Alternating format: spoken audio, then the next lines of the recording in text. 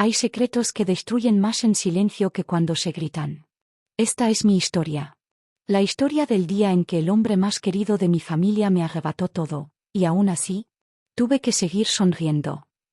Siempre supe que quería ser madre. Desde muy joven, lo sentía en lo más profundo de mi alma, como si ese destino estuviera escrito en mí antes incluso de comprender lo que significaba traer una vida al mundo. Cuando me casé con Andrés, creí que ese sueño se cumpliría rápido, con la naturalidad de las historias que uno imagina en la adolescencia. Éramos una pareja estable, amorosa, con planes, con casa, con todo por delante. Todo parecía perfecto. Pero los meses comenzaron a pasar, y luego los años. Los intentos se convirtieron en rutinas, en citas médicas, en esperanzas que se encendían y apagaban con una rapidez cruel. Me hice experta en leer resultados de pruebas de ovulación, en identificar síntomas que no llevaban a nada, en sostener una sonrisa cuando alguien me preguntaba, ¿y para cuándo el bebé? Nunca pensé que ser madre doliera tanto sin siquiera tener un hijo aún. Andrés era paciente, siempre con palabras de consuelo, pero yo notaba su tristeza. Lo veía apagarse poco a poco, como si él también comenzara a resignarse. En algún momento, los médicos sugirieron tratamientos más complejos, costosos, invasivos. Lo intentamos todo. La casa se llenó de calendarios, inyecciones, silencios incómodos. Y cada mes que llegaba sin buenas noticias era una pequeña muerte en mí. Aún así, no me rendía. Seguía soñando. Imaginaba el cuarto del bebé, las canciones de cuna, las primeras palabras. Seguía aferrada a esa imagen de familia que habíamos prometido construir juntos. Andrés se convirtió en mi refugio, en mi fuerza, en la única certeza que tenía mientras todo lo demás parecía desmoronarse. Éramos dos luchando por uno. Y eso, pensaba yo, nos haría invencibles. Pero nunca imaginé que lo peor estaba por llegar, y que no vendría de una pérdida, sino de algo mucho más oscuro. Andrés había salido temprano esa mañana. Un turno extra, como tantos otros. Yo no me quejaba. Admiraba su entrega, su compromiso con nuestro hogar, con el futuro que queríamos construir. Me quedé sola en casa, aprovechando para adelantar algunas cosas, distraer la mente de pensamientos recurrentes que, últimamente, no me dejaban en paz. Fue después del mediodía cuando Esteban apareció.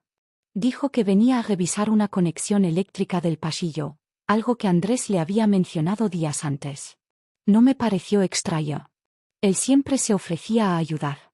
Confiábamos en él como se confía en un hermano, en alguien que jamás haría daño. Le abrí la puerta con la naturalidad de quien recibe a un familiar querido. Incluso le preparé un café. Todo ocurrió rápido, pero al mismo tiempo, con una lentitud insoportable. Su mirada cambió. Su tono se volvió oscuro, áspero. Me habló de deseos que siempre había tenido, de cómo me había observado durante años. Yo no entendía. Sentí el miedo como una ola helada subiéndome por el cuerpo. Intenté salir, gritar, pero fue inútil. La violencia no siempre es solo física. Hay una brutalidad en la traición, en la invasión, en el momento exacto en que tu mundo se quiebra y nadie escucha. Después de lo que hizo, con una frialdad que jamás creí posible en él, me dijo que al menos ahora Andrés tendría un hijo. Que, gracias a él, al fin yo sabría lo que era ser madre. Quise morirme. Grité. Le dije que hablaría, que todos sabrían la clase de monstruo que era. Pero antes de que pudiera reaccionar, la puerta volvió a sonar. Era su esposa, mi cuñada, y venía con los niños. Su voz alegre al llamarme por mi nombre me paralizó. Me miré al espejo, aún temblando, y supe que tenía que recomponerme. No por mí. Por ellos. Por esos pequeños inocentes que no merecían ver el infierno que acababa de ocurrir en esa casa. Nunca en mi vida había sentido tanto conflicto dentro de mí. Cada mañana despertaba con la esperanza de que todo hubiese sido una pesadilla. Pero la realidad era cruel. La vida seguía, los días pasaban, y dentro de mí crecía algo que no había pedido, algo que no podía mirar sin recordar. Andrés comenzó a notar los cambios. Me veía pálida, cansada, retraída. Pensó que era el estrés, que tal vez estaba trabajando demasiado o que necesitaba unas vacaciones. Yo solo asentía, sin saber cómo responderle. Hasta que una mañana, sin planearlo, rompí en llanto frente a él. Me abrazó tan fuerte que sentí que me deshacía entre sus brazos. Y fue entonces cuando, por impulso, le dije que estaba embarazada. Su rostro se iluminó de inmediato. Lloró, me besó las manos, me prometió que todo cambiaría, que por fin nuestra familia estaría completa. Yo quería creerle, quería dejarme llevar por su alegría. Pero dentro de mí, la culpa y el horror me ahogaban. Esteban no dijo nada. No necesitó hacerlo. Su mirada me lo decía todo, sé que es mío. Yo me esforzaba en fingir, en mantener la fachada, en sostener una mentira que me destrozaba día a día. Mis noches eran largas, llenas de insomnio, de pesadillas, de imágenes que no se iban. Pensé en irme. Pensé en quitarme la vida. Pensé en decir la verdad. Pero cada vez que miraba a mi alrededor, cada vez que veía a mi sobrina reír o a mi cuñada organizar una cena familiar, el peso de la verdad me aplastaba. ¿Cómo romper tantas vidas con una sola confesión? ¿Cómo destruir a quien más amaba, solo por liberarme yo? Fue entonces cuando entendí, a veces, el silencio no es cobardía, es supervivencia. Y a veces, la verdad no sana, solo hiere más. Con el paso de los meses, mi cuerpo comenzó a cambiar. Mis ropas ya no ocultaban lo evidente, y las felicitaciones no tardaron en llegar. La familia entera celebraba la bendición que, según ellos, nos había sido negada por tanto tiempo. Andrés parecía rejuvenecer. Me cuidaba con ternura, hablaba con mi vientre cada noche, soñaba despierto con la llegada de nuestro hijo. Y yo fingía. Sonreía, respondía a los gestos de amor, jugaba a ser feliz. Me había convertido en una experta en la actuación. Cada caricia de Andrés, cada palabra de aliento, cada mirada de complicidad me rompía un poco más por dentro. No porque no lo amara, sino porque lo amaba demasiado. Porque él no merecía esa traición escondida, esa sombra que crecía con cada latido. Esteban, por su parte, se mantenía cerca. Discreto, silencioso, observador. Se las arreglaba para aparecer en momentos inesperados, como si quisiera recordarme que tenía poder sobre mí. Su presencia me asfixiaba, y sin embargo, nadie notaba nada. Era el hermano perfecto, el tío divertido, el hombre ejemplar. Cada reunión familiar era una tortura. Las risas, los abrazos, los brindis, todo tenía un sabor amargo. Nadie imaginaba la verdad detrás de esa milagrosa maternidad. Nadie podía sospechar que bajo la máscara del amor se escondía la tragedia. Empecé a escribir un diario. Era mi única forma de gritar. Llenaba páginas con preguntas sin respuestas, con miedos que no podía compartir, con culpas que me devoraban. Algunas noches, me sentaba en el cuarto del bebé aún sin terminar y me preguntaba si lograría amarlo. Si podría mirarlo sin ver a Esteban, sin recordar aquella tarde que cambió mi vida para siempre. Pero también había otra pregunta, más sutil, más aterradora, ¿y si este niño no tenía culpa de nada? ¿Y si, a pesar del horror, merecía ser amado como cualquier otro? ¿Podían hacer algo puro de algo tan oscuro? El día del parto llegó con una mezcla de terror y esperanza.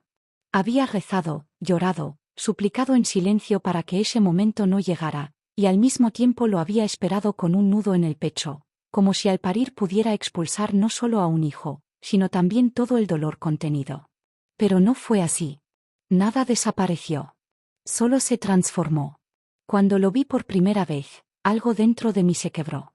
No fue rechazo, fue algo más complejo, más profundo. Era tan frágil, tan pequeño, tan inocente. Y en su llanto había algo que me tocó el alma, como si su alma gritara junto a la mía. Me estremecí. Quise abrazarlo, protegerlo, pero también sentí culpa. Una culpa tan pesada que apenas podía sostenerlo. Andrés lloraba de felicidad. Lo alzó con devoción, lo llamó milagro, lo presentó a todos como el mejor regalo de su vida. Las visitas llegaban con flores, con regalos, con palabras hermosas. Nadie imaginaba que yo solo quería desaparecer, hundirme en la cama y no despertar nunca más. Los días siguientes fueron un caos emocional. El bebé lloraba, yo también. No sabía si podía mirarlo a los ojos. Me dolía amarlo, me dolía imaginar que su sangre llevaba algo de Esteban. Pero con el tiempo, algo empezó a cambiar. Tal vez fue su mirada, o su olor, o esa forma en la que sus manitas buscaban las mías con desesperación. Comencé a sentir algo diferente. Un lazo único. Un instinto que me susurraba que él no era culpable de nada.